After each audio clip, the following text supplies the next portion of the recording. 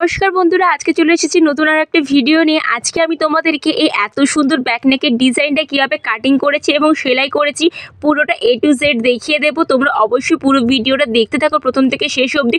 তোমরাও কিন্তু খুবই সহজে শিখে যাবে এই ডিজাইনটা তোমরা কিভাবে তৈরি করতে পারবে বোটনেকের ওপরে।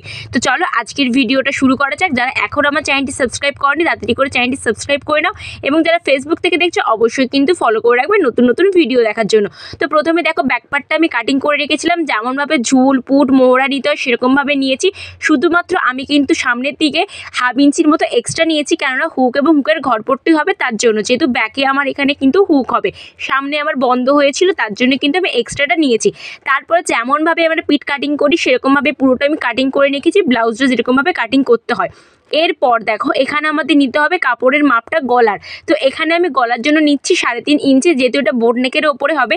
আর এই যে হাফ ইঞ্চির মতো যে আমি দাগটা নিয়েছিলাম এক্সট্রা কাপড়, সেটা কিন্তু ছাড়িয়ে আমি কিন্তু দাগটা নিয়েছি। এটা কিন্তু তোমরা মাথায় রাখবে। তারপরে দেখো এখানে গলার লেন্থ নিয়ে নিয়েছি। তোমরা যতটা প্রথমে বোটনেকটা ডিপ করতে চাইবে সেরকম অনুপাতে নিয়ে নেবে, নিয়ে বক্স করে নেবে। তারপর আরও তার নিচে ঠিক 2 ইঞ্চি নিচে একটা দাগ দিতে হবে, এবং এখানেও কিন্তু সেম আমি 3.5 ইঞ্চির মতনই কাপড়টা নিয়ে নিচ্ছি চওড়া। এরপর ওপর থেকে নিচ বরাবর এখানে আমাদের যে পিঠটা হবে, মেন যে ডিপ হবে কতটা, সেই মাপটা কিন্তু নিয়ে নিতে হবে পিঠের লেন্থ। তো এখানে আমার হয়েছিল 10 ইঞ্চি 2 সুতের মতো, তো সেটাই আমি নিয়ে নিচ্ছি। তোমাদের যা হবে লেন্থ তার সঙ্গে হাফ ইঞ্চি অবশ্যই কিন্তু প্লাস করে মাপটা নিয়ে নেবে। তারপর নিচেও কিন্তু 3.5 ইঞ্চি মতো দাগ নিয়েছি, দিয়ে পুরোটা বক্স করে নিয়েছি। এরপর দেখো ওপরে রাউন্ড শেপ করে নিলাম। আর এইখানটা যে কাটিংটা আমরা করব তার জন্য কোণ থেকে 1.5 ইঞ্চি অথবা 1 ইঞ্চি 2 সুতো উপর একটা দাগ দেবে নিচের দিকে। দেওয়ার পর জাস্ট ওপরের দিকটা এভাবে কিন্তু হালকা করে রাউন্ড শেপ করে দেবে। আর নিচটা কিন্তু পুরোটা এরকমভাবে স্ট্রেট থাকবে, দেখতে পাচ্ছ যেরকম আমি করেছি। এরকম জাস্ট আলতো হাতে এইখানটা কিন্তু একটু রাউন্ড শেপ করে নেবে, তাহলেই কিন্তু এই যে ডিজাইনটা পুরোটা কিন্তু আমাদের রেডি হয়ে যাবে একদম।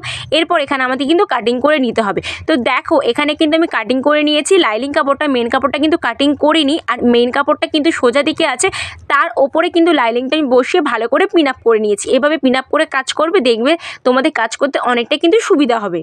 তারপর দেখো এখানে আমি আগে থেকে কিন্তু অনেকগুলো পুডলি বল বানিয়ে রেখেছিলাম, তোমরাও কিন্তু এইভাবে পুডলি বল আগে থেকে বানিয়ে রাখবে। আর এখানে আমি আলাদা কাপড় দিয়েছি যাতে দেখতে ভালো লাগে। তোমরা চাইলে যে কোনো কাপড়েরই কিন্তু এখানে ইউজ করতে পারো কন্ট্রাস্ট করে। তারপরে দেখো যেরকমভাবে আমি এখানে ডিজাইনটা কাটিং করেছিলাম সেমভাবে এখানে নিচের দিকে কিন্তু পুডলি বাটন বসবে না। এখানে দেখতে পাচ্ছ আমি কিন্তু হাফ ইঞ্চির মতো গ্যাপিং দিয়ে পুরোটা সেলাই করে নিচ্ছি। আর পুডলি বাটনগুলো যে মুখগুলো সেগুলো কিন্তু আমাদের এই দিকে আছে, দেখতে পাচ্ছ, বাইরের দিকে কিন্তু নয়। একটু ভালোভাবে লক্ষ্য করো। আর যতটা তোমরা গ্যাপে বসাতে চাও সেরকমভাবে তোমরা কিন্তু প্রথমে চাইলে দাগও দিয়ে দিতে পারো। আমি আন্দাজেই কিন্তু 1 ইঞ্চির থেকে একটু কমে কিন্তু পুরোটা বসিয়ে নিয়েছি। আর এখানে কিন্তু আমি কোনো ধরনের কোনো সিঙ্গেল চাপ ইউজ করিনি, আমি কিন্তু ডাবল চাপেই পুরোটা কাজ করেছি। তোমরা একটু হালকা হাতে কাজ করবে। আমার এখানে যেহেতু স্পিড দেওয়া ছিল, কিন্তু তোমরা যখন করবে একটু হালকা হাতে কাজটা করার চেষ্টা করবে।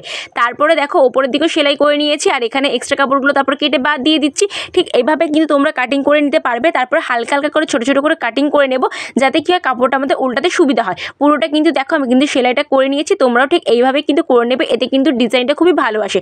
তারপরে কী করতে হবে, জাস্ট সিম্পলভাবে কাপড়টাকে পুরো উল্টে নিতে হবে, তাহলে দেখবে যে লাইনিংটা আমাদের উল্টো দিকে চলে যাচ্ছে এবং ওপরে কিন্তু মেন কাপড়টা রয়ে যাচ্ছে। আর পুডলি বাটনগুলো খুব সুন্দর করে দেখবে ভালো করে বসে গেছে। তো দেখতে পাচ্ছ কত সুন্দর এখানে ফিনিশিং এসেছে। এরই মধ্যে এবার এর উপর একটা চাপ সেলাই করে নেব ফিনিশিংয়ের সঙ্গে, তাতে কাপড়টা কি হয় ফুলে থাকবে না।